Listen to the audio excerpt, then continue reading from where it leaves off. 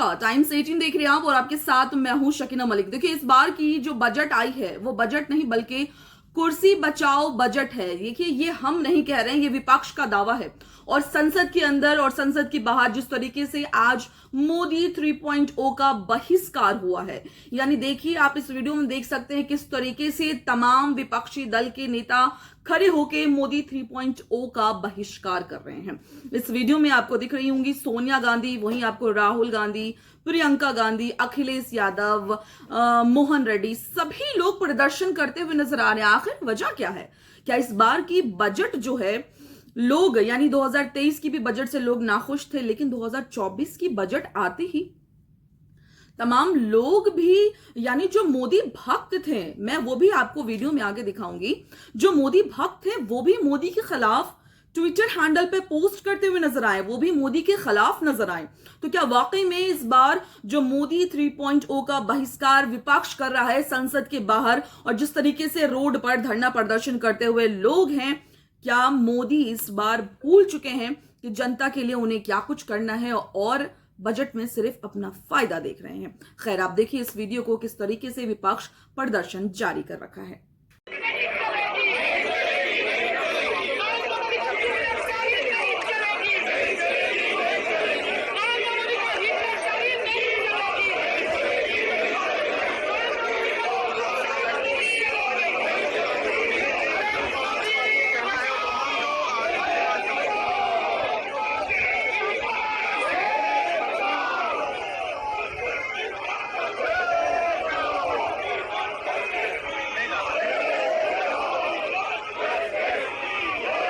तो आपने देखा इस वीडियो में किस तरीके से विपक्ष धरना, जो किस तरीके से प्रदर्शन जारी कर दिया है विपक्ष ने मोदी 3.0 के खिलाफ, साथ ही बजट के खिलाफ। क्या निर्मला सीतारमण ने जो बजट पेश किया है उसमें क्या कुछ है, लोग क्यों नाखुश हैं? खैर, आप कांग्रेस के अध्यक्ष मल्लिकार्जुन खड़गे को सुनिए, जिन्होंने संसद में क्या कुछ कहा बजट को लेकर। उनका साफ ये कहना है कि इस बार की बजट सिर्फ कुर्सी बचाओ बजट है, ना कि जनता के हित में है। खैर, आप एक बार सुनिए कांग्रेस अध्यक्ष मल्लिकार्जुन खड़गे को।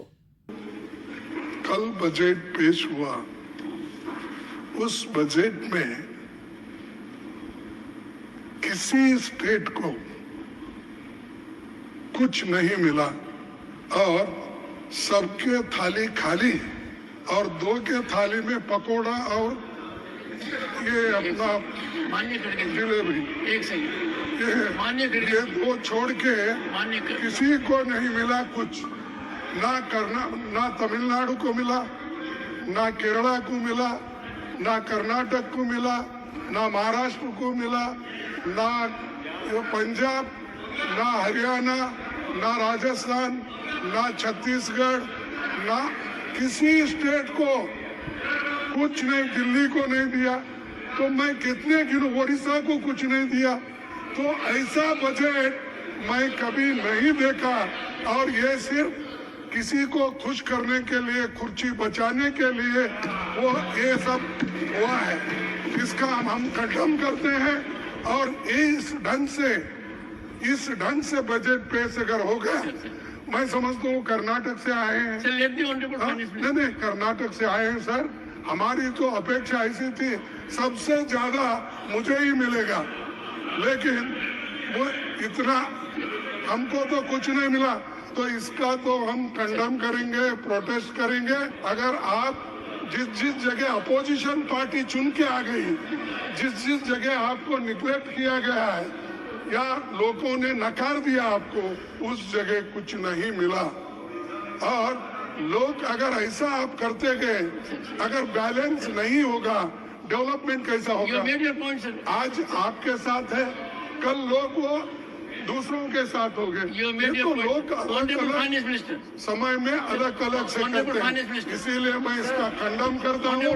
हम सभी पार्टी के लोग इसको कंडम करते हैं। सुना किस तरीके से कांग्रेस के अध्यक्ष ने क्या कुछ कहा बजट को लेकर, किस तरीके से मोदी 3.0 को लथेर कर रख दिया है। जी हां, इस बार देखिए वोट, इस बार जीत भले ही मोदी की हुई है, इस बार देश के तीसरी बार वो प्रधानमंत्री बने हैं, लेकिन विपक्ष के पास अब जबान है और विपक्ष इस चीज का खुलकर प्रदर्शन कर रहा है, इस्तेमाल कर रहा है।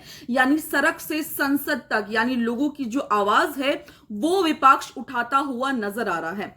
ऐसे में आप देखिए, आपको मैं एक वीडियो साझा कर रही हूं जो जगन मोहन रेड्डी की है। यानी पिछले 10 साल से जिस तरीके से मोदी को कवर करने का काम जगन मोहन रेड्डी कर रहे थे, लगातार संसद में पिछले 10 साल से उनके साथ करे थे, लेकिन अब जो सवाल खड़ा हो रहा है सामने कि आखिरकार ये भी मोदी के खिलाफ इस बार बजट में प्रदर्शन कर रहे हैं। जी हां, आप देखिए इस वीडियो में अखिलेश यादव के साथ जगन मोहन रेड्डी बैठे हुए हैं और किस तरीके से बजट पर चर्चा हो रही है और क्या कुछ बात हो रही है।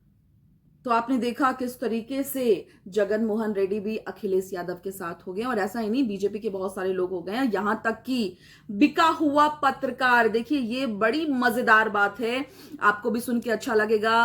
तिहारी, जिन्होंने तिहाड़ जेल में पत्रकारिता का नाम रोशन किया, वो तिहारी जो बिजली नहीं दे पाती 24 घंटे। हमें जब ये लोग साफ पानी के लिए बाजार में वाटर प्यूरिफायर और आरओ खरीदते हैं और साफ हवा लाने के लिए अपने घर में एयर प्यूरिफायर खरीदने के लिए जाते हैं और बिजली के लिए इन्वर्टर खरीद कर अपने घर में रखते हैं, तो सरकार इन पर भी लग्जरी टैक्स लगा देती है, इन्हें लग्जरी आइटम मानती है और 18% इन टैक्स पेयर से दोबारा वसूल लेती है, क्योंकि ये लग्जरी आइटम है। हमारे देश के टैक्स पेयर्स पहले अपनी इनकम पर टैक्स देते हैं, फिर जब वो बाजार से पलट जाए और एक बार तो थोड़ा सा लोगों को दिलों में जगह बनाने की कोशिश करें। खैर, अगर आप लोगों के दिल में जगह बना रहे हैं तो जेन्युइन बनाइए, अगर आप लोगों के मुद्दों पर बात कर रहे हैं तो जेन्युइन बात करिए। खैर, आप एक बार इस तिहारी की इस वीडियो को देखिए और इस तरह से ये टैक्स ये बजट को लेकर और जन्म से शुरू होता है और आपकी मृत्यु तक चलता रहता है। और सरकारें, हमारे देश की सरकारें टैक्स पेयर्स को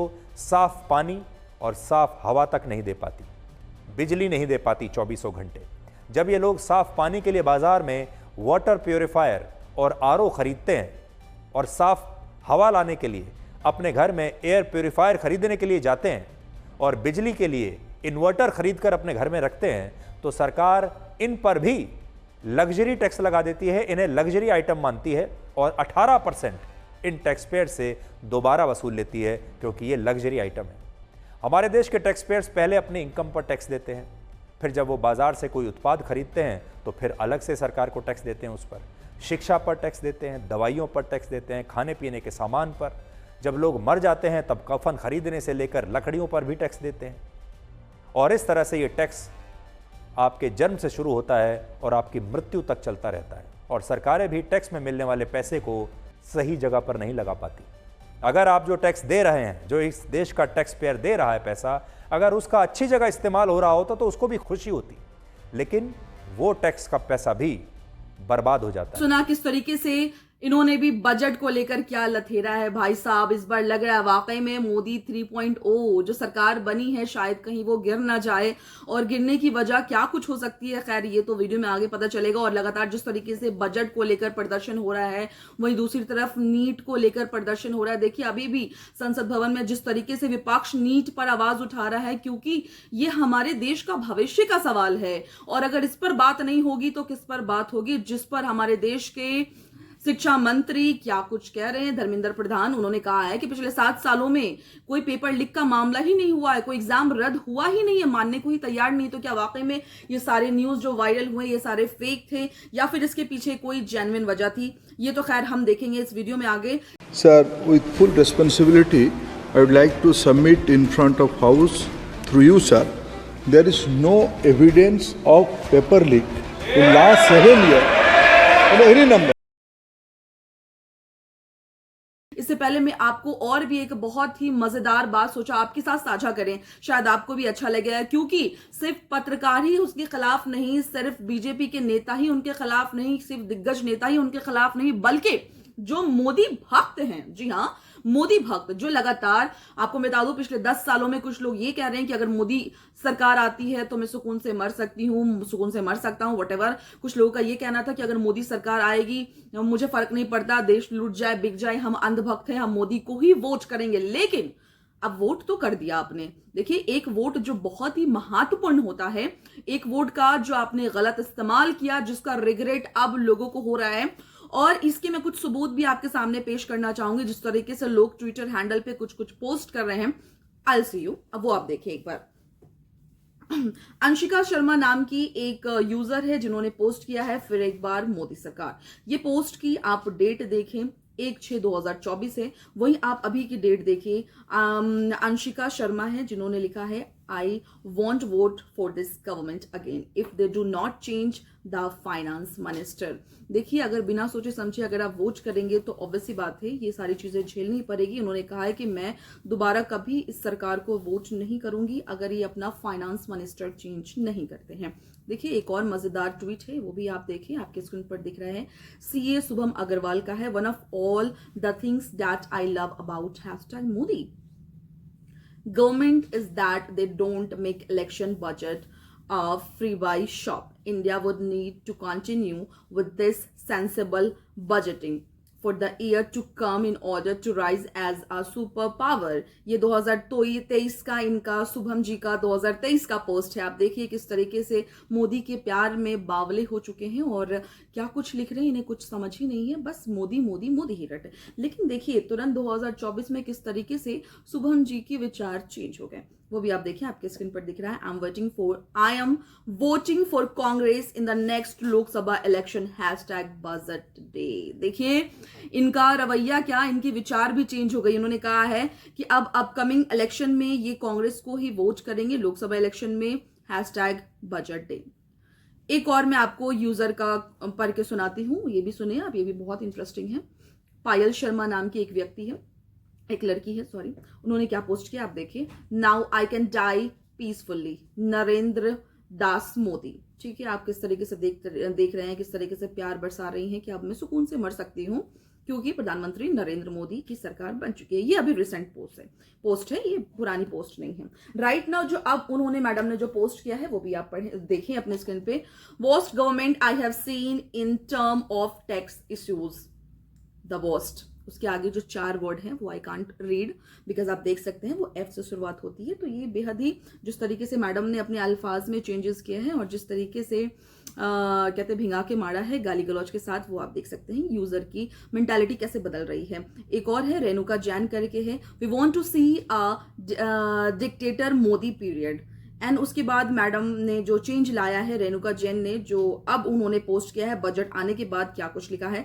middle class and salaried class get even less than freebies offered by states, just increasing standard deductions by 2500 but increasing LTCG to 12.5% and increasing short term to 20%. Please do not treat us like beggars. तो वाकई में इनका जो post है, आपको क्या लगता है ये सही है? आपने जब वोट किया तो मैम आपने सोचा ही नहीं, और आज के टाइम पे अगर आप ये रिक्वेस्ट करते हो please do not treat us like a beggar, तो ऑब्वियसली बात है बेगर वाला उन्होंने काम तो करवाना ही है, क्योंकि आपने बिना सोचे समझे अंधभक्ति में वोट किया तो अब तो भुगतना ही पड़ेगा। You have lost all upcoming election. लोग डायरेक्टली बैंड कर दिया उन्होंने, लोग बैंड करते हुए नजर आ रहे हैं प्रधानमंत्री नरेंद्र मोदी को। ऐसा ही एक और सोचा कि एनडीए के साथ, देखिए हमारे बिहार के जो सीएम हैं, बिहार के मुख्यमंत्री नीतीश कुमार, जो काफी टाइम से सत्ता पर हैं और बिहार के लाल हैं। जी हाँ, बिहार वासी बिना कुछ सोचे समझे उन्हें वोट करते हैं, बिकॉज एक उम्मीद, एक ट्रस्ट है। जिस तरीके से उन्होंने बिहार डेवलपमेंट पे काम किया, मैंने पहले भी वीडियोज में जिक्र किया था कि अगर बिहार का जिक्र हो और नीतीश कुमार का जिक्र नहीं हो तो समझिए सब कुछ अधूरा रह जाता है। लेकिन नीतीश कुमार का जिक्र हो, यानी बिहार डेवलपमेंट आप देख लो, कहीं भी फ्लाईओवर देख लो, सड़कें देख लो, एजुकेशन देख लो, अपराधियों की धरपकड़ देख लो, महिला सुरक्षा की बात कर लो, तो वाकई में नीतीश कुमार ने बहुत कुछ दिया है बिहार को। लेकिन अब जब से एनडीए के साथ नीतीश कुमार, यानी बैसाखी की सरकार में नीतीश कुमार जो एक बैसाखी बने हुए हैं, शायद वो भूल गए कि बिहार उनकी कितनी इज्जत करता है। और एक वीडियो जो मैं आपके साथ साझा कर रही हूँ आपकी स्क्रीन पर, सुशासन बाबू की प्रशासन क्या कर रही है, किस तरीके से धरना पर बैठे लोगों को पीट रही है। क्या धरना प्रदर्शन करना हमारा संवैधानिक हक है या नहीं?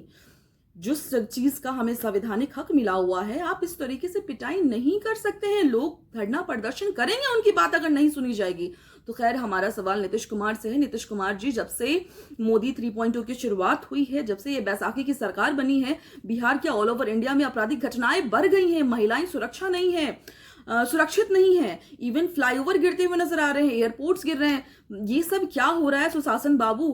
खैर, ये सारे सवाल मैं आपके लिए छोड़ रही हूँ। आप अपने नीतीश कुमार से जरूर ये सारे मुद्दों पर बात करें, जरूर ये सारे सवाल करें, और साथ ही हमें ये बताएं कि इस वीडियो में क्या कुछ आपको सही लगा, क्या कुछ मिसिंग लगा और क्या कुछ और ऐड ऑन हो सकता है। खैर, तब तक के लिए दें मुझे इजाजत। धन्यवाद।